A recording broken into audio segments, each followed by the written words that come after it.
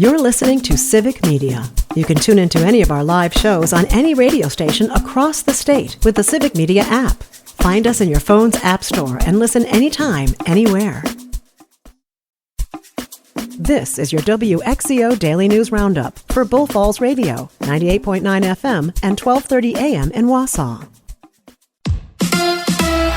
Let's play two. Hi, I'm Mike Clemens with sports. Baseball, the Brewers and the Mets rained out last night in New York, so the two teams playing a doubleheader today at 16-9. Milwaukee, the hottest team in the National League for the month of June. I asked Sal Frelick, does he feel confident about the crew right now? Yeah, absolutely. I think we kind of came together almost about a month and a half ago now, and I think we kind of identified we maybe weren't playing our culture, our brand of baseball, and we fixed that pretty quickly, and good things started to happen. So as long as we can control that, I think we'll be in a good spot. NBA, the Bucks land Pacers center Miles Turner in free agency, but release Damian Lillard. They'll pay Lillard $22.5 million per year for the next 5 years. So what does Giannis think? Sources that relate to me that Giannis Antetokounmpo is not pleased with the Bucks' decision to buy out Damian Lillard for the remainder of his contract. He just didn't like how it was handled, and so I was told that he is not pleased with what transpired with Damian Lillard. That's Chris Hayes of the NBA Network. With sports, I'm Mike Clemens.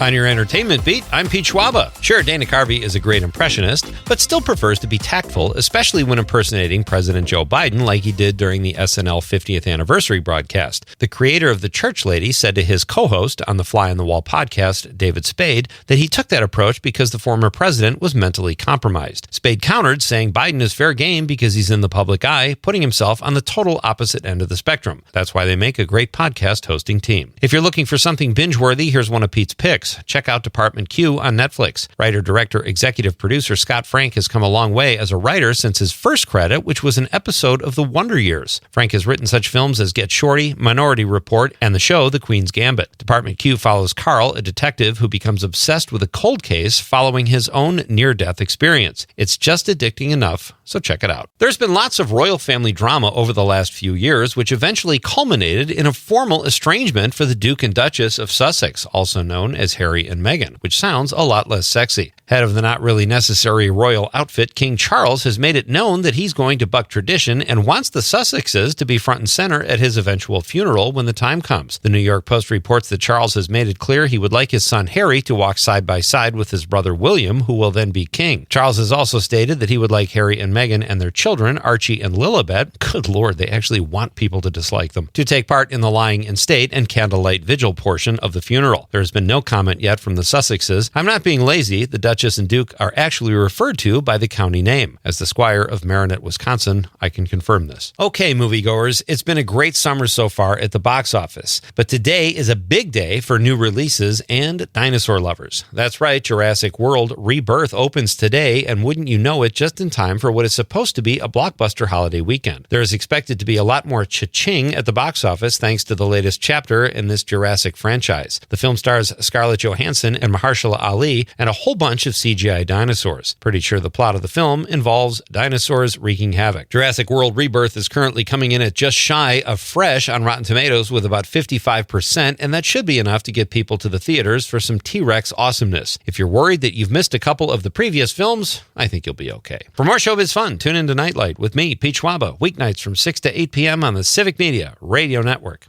We have a slight chance of a scattered shower or thunderstorm later this afternoon and again tonight. Otherwise, mostly sunny today with a high in the mid-80s this afternoon. Tonight, we're going to drop into the lower to mid-60s. Tomorrow, sunshine, isolated storms, 83. I'm meteorologist Sean Cable. Outside now, it's 68. That's your WXCO Daily News Roundup from Civic Media. Subscribe to this podcast on Spotify, Apple, or wherever you find your podcasts. Find more news at bullfallsradio.com. The national news cycle never stops, but it can be hard to find news about your local community. Civic Media is dedicated to providing quality local and state news coverage across Wisconsin. With the Civic Media app, you can get notifications about local stories that matter to you and your community. Find the free Civic Media app in your phone's app store and choose notifications from the menu to tell us what kind of news you want to hear about.